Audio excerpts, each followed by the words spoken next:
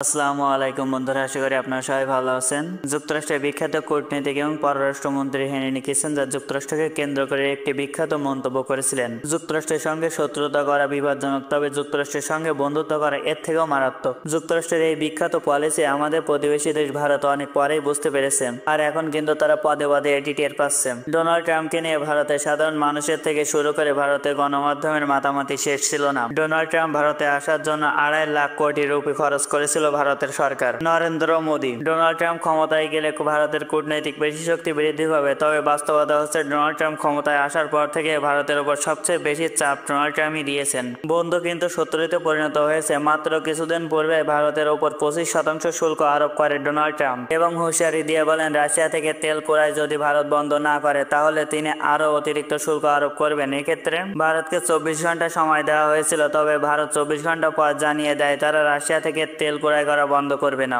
এর পরপরই পূর্বে 25% শুল্কের সাথে আরো 25% শুল্ক আরোপ করে ডোনাল্ড ট্রাম্প ভারতের উপর। মোট শুল্কের পরিমাণ প্রায় 50%, যেটা ভারতের উপর যে সমস্ত উৎপাদন সেক্টর রয়েছে, যেটা যুক্তরাষ্ট্রের রপ্তানির পথ রয়েছে, সেটা বন্ধ করে দিয়েছে। 2024 সালে যুক্তরাষ্ট্র ভারতের রপ্তানি ছিল প্রায় $81 বিলিয়ন, যা ভারতের মোট রপ্তানির 80%-এর কাছাকাছি। ভারত অর্থনৈতিকভাবে শক্তিশালী ধাক্কা খেতে চলেছে। যুক্তরাষ্ট্রের মতো মিত্রদের যাদের নিয়ে কোয়াড গঠন করতে চেয়েছিল এবং ভারতের সাধারণ মানুষ যারা যুক্তরাষ্ট্রের হয়ে ইসরায়েলের সাথে গাজা উপত্যকায় মানুষের বিরুদ্ধে যুদ্ধ করতে চেয়েছিল, তারাও কিন্তু আফসোস করবে তাদের অবস্থান ঠিক হয়নি। ভারত রাশিয়া থেকে কেন তেল ক্রয় করবে, অথচ যুক্তরাষ্ট্র রাশিয়া থেকে ইউরেনিয়াম ক্রয় করছে? এই বিষয় নিয়ে ডোনাল্ড ট্রাম্পকে প্রশ্ন করা হয়। ডোনাল্ড ট্রাম্প সরাসরি বলেন, এই বিষয়ে আমি জানি না। পুরো পৃথিবীতে যুক্তরাষ্ট্র তার আধিপত্য বজায় রেখেছে, অনৈতিকভাবে হোক আর নৈতিকভাবে হোক। সেটাকে চ্যালেঞ্জ করতে চীনের বিকল্প নেই। বর্তমান পৃথিবীতে অর্থনৈতিক, সামরিক, কূটনৈতিক, প্রযুক্তিগতভাবে এই চারদিক থেকে যুক্তরাষ্ট্রকে চ্যালেঞ্জ করার মতো একমাত্র দেশ চীন। চীন ব্যতীত অন্য কোনো দেশের সক্ষমতা নেই যুক্তরাষ্ট্রকে সকল দিক থেকে চ্যালেঞ্জ করার এবং বিকল্প তৈরি করার। একটু দেরিতে হলেও ভারত এই বিষয়টা বুঝতে পেরেছে।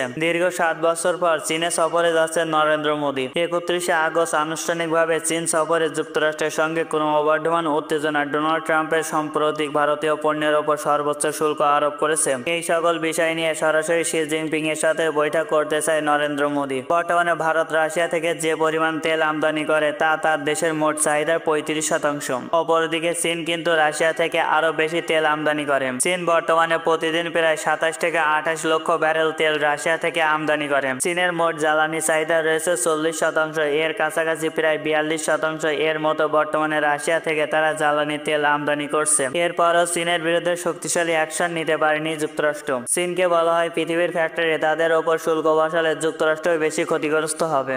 চীনের তৈরি র মেটেরিয়ালসের বড় ক্রেতা যুক্তরাষ্ট্র। এটা ঠিক যে যুক্তরাষ্ট্র 145% শুল্ক আরোপের ঘোষণা দিয়েছে চীনের উপর, তবে চীনের সকল পণ্যের উপর নয়, কিছু কিছু পণ্যের উপর 145% প্রতীকী শুল্ক আরোপ করেছে, যেখানে ভারতের সকল পণ্যের উপর 50% একচেটিয়া শুল্ক আরোপ করেছে। ভারত তার বড় প্রতিদ্বন্দ্বী শত্রু ভাবপূর্ণ দেশ চীনের সঙ্গে সমঝোতার পথ বেছে নিয়েছে। এখন দেখার বিষয় এই বৈঠকে কি সিদ্ধান্ত আসে। ধন্যবাদ এত সময় সাথে থাকার জন্য।